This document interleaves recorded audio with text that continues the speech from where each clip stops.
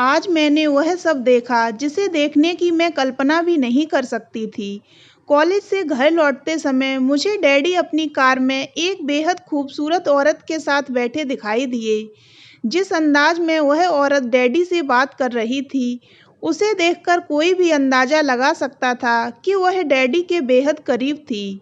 10 साल पहले जब मेरी माँ की मृत्यु हुई थी, तब सारे रिश्तेदारों ने डैडी को दूसरा विवाह करने की सलाह दी थी। लेकिन डैडी ने सख्ती से मना करते हुए कहा था कि मैं अपनी बेटी शिवानी के लिए दूसरी माँ किसी भी सूरत में नहीं लाऊंगा। और डैडी अपने वादे पर अब तक कायम रहे थे। लेकिन आज अचानक ऐसा क्या हो गया, जो वह एक औरत के करीब होकर मेरे वजूद को उपेक्षा की गर्म सलाखों से भेद रहे थे। मुझे अच्छी तरह से याद है कि मम्मी और डैडी के बीच कभी नहीं बनी थी। मम्मी के खानदान के मुकाबले में डैडी के खानदान की हैसियत कम थी। इसलिए मम्मी बात-बात पर अपनी अमीरी के किस्से बयान करके डैडी को मानसिक पीड़ा पहुंचाया करती थी।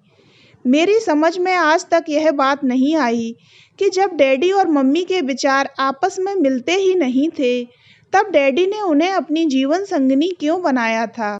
कॉलेज से घर आते ही काकी माँ ने मुझसे चाय के लिए पूछा, तो मैं उन्हें मना करके अपने कमरे में आ गई और अपने आंसुओं से तकिए को भिगोने लगी। 5 बजे के आसपास डैडी का फोन आया, तो मैं अपने गुस्से पर जबरन काबू पाते हुए बोली, डैडी इस वक्त आप कहाँ हैं? बेटे इस वक्त मैं अपनी कार ड्राइव कर रहा हूँ। डैडी बड़े प्यार से बोले, आपके साथ कोई और भी है? मैंने शक भरे अंदाज में पूछा, अरे तुम्हें कैसे पता चला कि इस समय मेरे साथ कोई और भी है? क्या तुम्हें फोन पर किसी की खुशबू आ गई? डैडी हंसते हुए बोले, हाँ मैं आपकी बेटी हूँ, इसलिए मुझे आपके बारे में सब पता चल जाता है। बताइए कौन है आपके साथ? देखा तुमने अरुणिमा, मेरी बेटी मेरे बारे में हर खबर रखती है। मुझे समझते देर नहीं लगी कि डैडी के साथ कार में बैठी औरत का नाम अरुणिमा है। जनाब, यहाँ आप गलत फरमा रहे हैं। डैडी के मोबाइल से मुझे एक औरत की खनकती आवाज़ सुनाई दी। अब वह आपकी ही नहीं, मेरी भी बेटी है। उस औरत का यह जुमला जहरीले तीर की तरह मेरे सीने में लगा। एकाएक मेरे दिमाग की नसें तनने लगीं। डैडी, यह सब क्या हो रहा है? आपके साथ कौन है? बेटे, मैं तुम्हें घर आकर सब बताता हूँ। इसी के साथ डैडी ने फ़ोन काट दिया और मैं सोचती रह गई कि यह अरुणिमा कौन है? यह डैडी के जीवन में कब और कैसे आ गई? डैडी और अरुणिमा के बारे में सोचते-सोचते कब मेरी आँख लग गई, मुझे पता ही नहीं चला। 7 बजे शाम को काकी माँ ने मुझे उठाया और चिंतित स्वर में बोली, बेटी शिवानी, क्या बात है? आज तुमने चाय नहीं पी, तुम्हारी तबीयत तो ठीक है ना? काकी माँ, मेरी तबीयत ठीक है। डैडी आ गए? मैंने पूछा। हाँ, और वह तुम्हें बुला रहे हैं। उन्होंने कहा है कि तुम अच्छी तरह से तैयार होकर आना।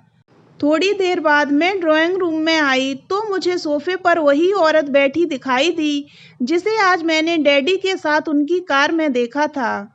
अरु, यह है मेरी बेटी शिवानी। डैडी उस औरत से मेरा परिचय कराते हुए बोले। न चाहते हुए भी मेरे हाथ नमस्कार करने की मुद्रा में जुड़ गए। जीती रहो। वह खुद ही उठकर मेरे करीब आ गईं और फिर मेरा चेहरा अपने हाथों में लेकर उन्होंने मेरे माथे पर एक प्यारा चुंबन अंकित कर दिया। अगर मेरी कोई बेटी होती तो वह बिल्कुल तुम्हारे जैसी होती। सच में तुम बहुत प्यारी हो। अरु, यह भी तो तुम्हारी बेटी है। डैडी हंसते हुए बोले। डैडी के ये शब्द पिघले शीशे की तरह मेरे कानों में उतरते चले गए। मेरा जी चाहा कि मैं अपने कमरे में जाऊं और खूब फूट-फूट कर रोऊं। आखिर डैडी ने मेरे विश्वास का खून जो किया था। बेटी, तुम करती क्या हो? अरुणिमा जी ने मुझे अपने साथ बैठाते हुए पूछा।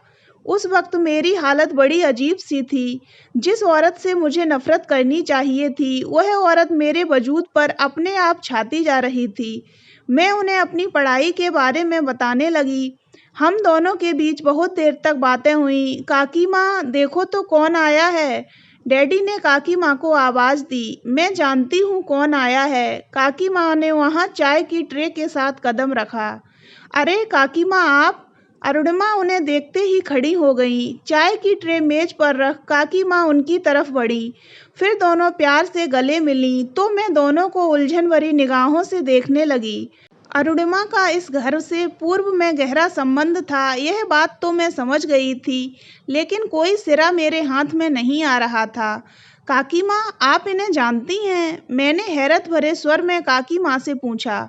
काकी माँ के बोलने से पहले ही डैडी बोल पड़े, बेटी, अरुणिमा जी का इस घर से गहरा संबंध रहा है। हम दोनों एक ही स्कूल और एक ही कॉलेज में पढ़े हैं। तभी अरुणिमा जी ने डैडी को इशारा किया तो डैडी ने फौरन अपनी बात पलटी और सबको चाय पीने के लिए कहने लगे। अब मेरी समझ में कुछ कुछ आने लगा था कि मम्मी डैडी के बीच ऐसा क्या था जो वे एक दूसरे से बात करना तो दूर, देखना तक पसंद नहीं करते थे। निस्संदेह डैडी शादी से पहले इन्हीं अरुणिमा जी से प्यार करते थे। चाय पीने के दौरान मैंने अरुणिमा जी से काफ़ी बातें की। वह हर विषय पर खुलकर बोल सकती थीं। उनकी नॉलेज को देखकर मेरी उनके प्रति कुछ देर पहले जमी नफरत की बर्फ तेजी से पिघलने लगी। उनकी बातों से मुझे यह भी पता चला कि वह एक प्रोफेसर थीं। कुछ साल पहले उनके पति का देहांत हो गया था। उनका अपना कहने को इकलौता बेटा नितिन था, जो बिजनेस के सिलसिले में कुछ दिनों के लिए लंदन गया हुआ था। रात का डिनर करने के बाद जब अरुणिमा गईं तो मैं अपने कमरे में आ गई। मैं बिल्कुल नहीं चाहती थी कि इस उम्र में डैडी अरुणिमा जी से शादी करके दीन दुनिया की नज़रों में उपहास का पात्र बने। सुबह टेलीफोन की घंटी से मेरी आंख खुली। मैंने फ़ोन उठाया तो मुझे अरुणिमा जी की मधुर आवाज़ सुनाई दी। स्वीट बेबी, मैंने तुम्हें डिस्टर्ब तो नहीं किया? नहीं आंटी जी, मैं ज़रा संभल कर बोली। आज मेरे कॉलेज की छुट्टी थी, इसलिए मैं देर तक सोने का मज़ा लेना चाह रही थी। इसका मतलब मैंने तुम्हारी नींद में खलल डाला। सॉरी बेटे। नहीं आंटी जी, ऐसी कोई बात नहीं। कहिए कैसे याद किया? आज तुम्हारी छुट्टी है, तुम मेरे घर आ जाओ, हम खूब बातें करेंगे। सच कहूँ तो बेटे, कल तुमसे बात करके मुझे बहुत अच्छा लगा था, लेकिन आंटी, डैडी की इजाज़त के बिना। तुम्हारे डैडी से मैं बात कर लूँगी, वह बड़े हक से बोलीं, वह मना नहीं करेंगे। उस पल मन को एक ही सवाल परेशान कर रहा था कि जिससे मुझे बेहद नफरत होनी चाहिए, मैं धीरे धीरे उसके करीब क्यों होती जा रही हूँ। 1 घंटे बाद मैं अरुणिमा जी के सामने थी। उन्होंने मुझे बड़े प्यार से गले लगाया। इसके बाद वह मेरे लिए नाश्ता बनाकर लाईं। नाश्ते के दौरान मैंने उनसे पूछा, आंटी, मेरी समझ में नहीं आ रहा है कि आपसे मिले हुए मुझे अभी सिर्फ 1 दिन हुआ है, लेकिन सच कहूँ तो मैं कल से सिर्फ आपके बारे में ही सोचे जा रही हूँ। अगर आप मुझे पहले मिल जाती तो कितना अच्छा होता। यह कहकर मैं उनके घर को देखने लगी। उनका सलीका और हुनर ड्राइंग रूम से बेडरूम तक हर जगह दिखाई दे रहा था। हर चीज़ करीने से रखी हुई थी। उनका घर इतना साफ सुथरा और खूबसूरत था कि वह मुझे मोहब्बतों का आईना जान पड़ा। उनके सलीके और हुनर को देखकर मेरे दिल में एक हूक सी उठ रही थी। मैं सोच रही थी कि काश उनके जैसी मेरी माँ होती। अब अरुणिमा जी की ज़िंदगी एक खुली किताब की तरह मेरे सामने आ गई थी। उनके दिल के किसी कोने में मेरे डैडी के लिए जगह ज़रूर थी, लेकिन उन्होंने डैडी से शादी क्यों नहीं की थी, यह बात मेरी समझ से बाहर थी। शाम होते ही डैडी मुझे लेने आ गए। रास्ते में मैंने उनसे पूछा, डैडी, अगर आप बुरा न माने तो मैं आपसे एक बात पूछ सकती हूँ? बेटे, मैंने आज तक तुम्हारी किसी बात का बुरा माना है जो आज तुम ऐसी बात कह रही हो? तुम जो पूछना चाहती हो पूछ सकती हो, मैं बुरा नहीं मानूंगा। आप अरुणिमा जी से प्यार करते हैं ना? मैंने बिना किसी भूमिका के कहा। डैडी पहले काफ़ी देर तक चुप रहे, फिर एक गहरी सांस छोड़ते हुए बोले, यह सच है कि एक वक्त था जब हम दोनों एक दूसरे को हद से ज़्यादा चाहते थे और हमेशा के लिए एक दूसरे का होने का फैसला कर चुके थे। ऐसी बात थी तो आपने एक दूसरे से शादी क्यों नहीं की? क्योंकि तुम्हारे दादा ने मुझे अरुणिमा से शादी करने से मना किया था। तब मैंने अपने माँ बाप की मर्जी के बिना घर से भागकर अरुणिमा से शादी करने का फैसला किया, लेकिन उस वक्त अरुणिमा ने मेरा साथ नहीं दिया था। तब उसका यही कहना था कि हमारे माँ बाप के हम पर बहुत एहसान हैं, हमें उनके एहसानों का सिला उनके अरमानों का खून करके नहीं देना चाहिए। उनकी खुशियों के लिए हमें अपने प्यार का बलिदान करना पड़ेगा। मैंने तब अरुणिमा को काफ़ी समझाया, लेकिन वह नहीं मानी। इसलिए हमें एक दूसरे की ज़िंदगी से दूर जाना पड़ा। कुछ दिन पहले वह मुझे एक पार्टी में नहीं मिलती तो मैं उसे तुम्हारी मम्मी कभी नहीं बना पाता। आज की तारीख में उसका एक ही लड़का है जिसे अरुणिमा के तुम्हारी मम्मी बनने से कोई ऐतराज़ नहीं है। लेकिन डैडी, मुझे ऐतराज़ है। मैं कड़े स्वर में बोली। क्यों? डैडी की भवें तन उठी। क्योंकि मैं नहीं चाहती कि आपकी जग हंसाई हो। मुझे किसी की परवाह नहीं है। डैडी सख्ती से बोले। तुम्हें मेरा कहा मानना ही होगा। तुम अपने को दिमागी तौर पर तैयार कर लो। कुछ ही दिनों में वह तुम्हारी मम्मी बनने जा रही हैं। उस वक्त मुझे अपने डैडी एक इंसान न लगकर एक हैवान लग रहे थे, जो दूसरों की इच्छाओं को अपने नुकीले नाखूनों से नोच-नोच कर तार-तार कर देता है। 2 दिन पहले ही अरुणिमा जी का इकलौता बेटा नितिन लंदन से वापस लौटा, तो उन्होंने उससे सबसे पहले मुझे मिलाया। नितिन के बारे में मैं केवल इतना ही कहूँगी कि वह मेरे सपनों का राजकुमार है।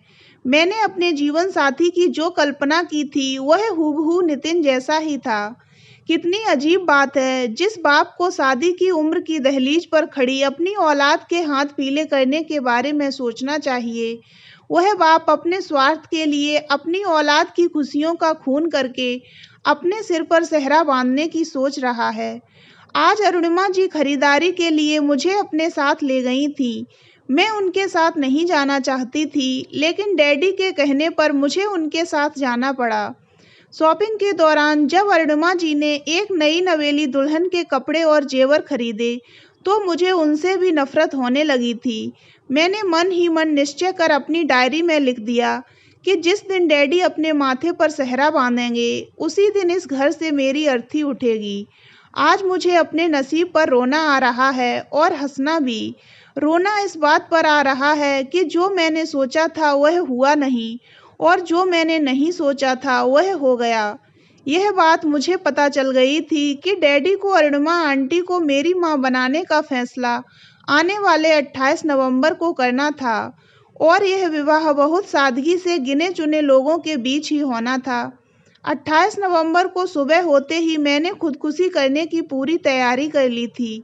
मैंने सोच लिया था कि डैडी जैसे ही अरुणिमा आंटी के साथ 7 फेरे लेंगे, वैसे ही मैं अपने कमरे में आकर पंखे से लटक कर फांसी लगा लूँगी। दोपहर को जब मैं अपने कमरे में मायूस बैठी थी, तभी काकी माँ ने कुछ सामान के साथ वहाँ कदम रखा और धीमे स्वर में बोली, ये कपड़े तुम्हारे डैडी की पसंद के हैं, जो कि उन्होंने अरुणिमा बेटी से खरीदवाए थे। उन्होंने कहा है कि तुम जल्दी से ये कपड़े पहनकर नीचे आ जाओ। मैं काकी माँ से कुछ पूछ पाती, उससे पहले वह कमरे से बाहर निकल गईं और कुछ लड़कियां मेरे कमरे में आकर मुझे संवारने लगीं। थोड़ी देर बाद मैंने ड्राइंग रूम में कदम रखा तो वहाँ काफ़ी मेहमान बैठे थे। मेहमानों की गहमा-गहमी देखकर मेरी समझ में कुछ नहीं आया। मैं सोफे पर बैठी ही थी कि वहाँ अरुणिमा जी आ गईं। उनके साथ नितिन नहीं आया था। शिशिर, हमें इजाज़त है? उन्होंने डैडी से पूछा। हाँ हाँ, क्यों नहीं। यह रही तुम्हारी अमानत, इसे संभाल कर रखिएगा, डैडी भावुक स्वर में बोले। तभी वहाँ नितिन ने कदम रखा, जो दूल्हा बना हुआ था। मेरा सिर घूम गया। मैंने उलझन भरी निगाहों से डैडी की तरफ देखा, तो वह मेरे करीब आकर बोले, मैंने तुमसे कहा था ना कि अरुणिमा आंटी को तुम्हारी मम्मी बनाऊंगा। आज से अरुणिमा आंटी तुम्हारी मम्मी हैं। इन्हें हमेशा खुश रखना। एकाएक मेरी रुलाई फूट पड़ी। मैं डैडी के गले लग गई और फूट-फूट कर रोने लगी। इसके बाद पवित्र अग्नि के 7 फेरे लेकर मैं नितिन की हमसफ़र और अरुणिमा जी की बेटी बन गई। तो दोस्तों, अगर आपको ये कहानी अच्छी लगी हो तो वीडियो को लाइक करें और हमारे चैनल को सब्सक्राइब अवश्य करें।